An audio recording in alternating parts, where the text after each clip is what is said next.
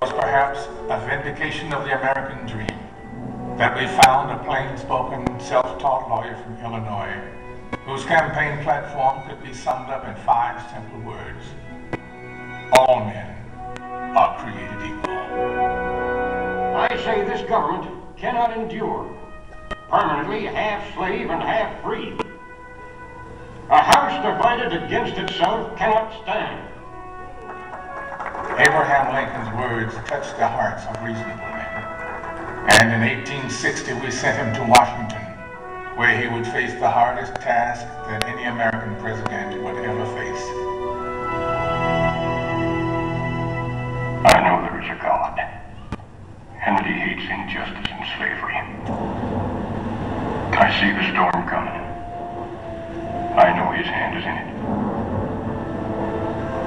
If he has a place, work for me. And I think he has. I believe I'm ready. I am nothing. But truth is everything. And with God's help, I shall not fear.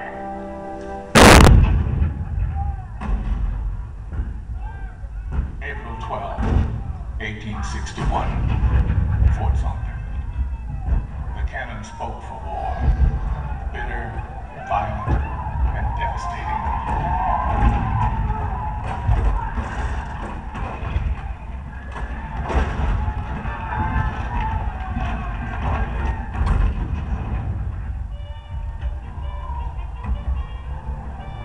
The blood of 500,000 Americans was shed in the dark days of our Civil War.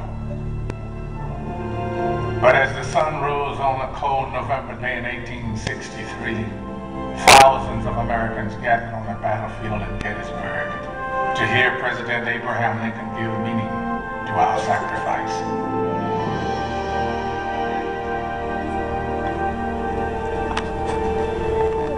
Fourscore and 7 years ago, our fathers brought forth on this continent a new nation, conceived in liberty and dedicated to the proposition that all men are created equal.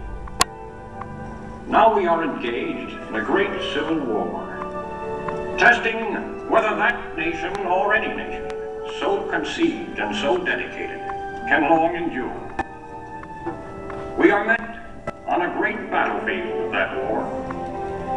We have come to dedicate a portion of that field as a final resting place for those who here gave their lives, that that nation might live. It is altogether fitting and proper that we should do this. But in a larger sense, we cannot dedicate, we cannot consecrate, we cannot hallow this ground. The brave men, living and dead, who struggled here, have consecrated it far above our poor power to add or detract. The world will little note, nor long remember what we say here, but it can never forget what they did here. It is for us the living, rather, to be dedicated here to the unfinished work which they who fought here have thus far so nobly advanced. It is rather for us to be here dedicated to the great task remaining before us, that from these honored dead we take increased devotion to that cause for which they gave the last full measure of devotion.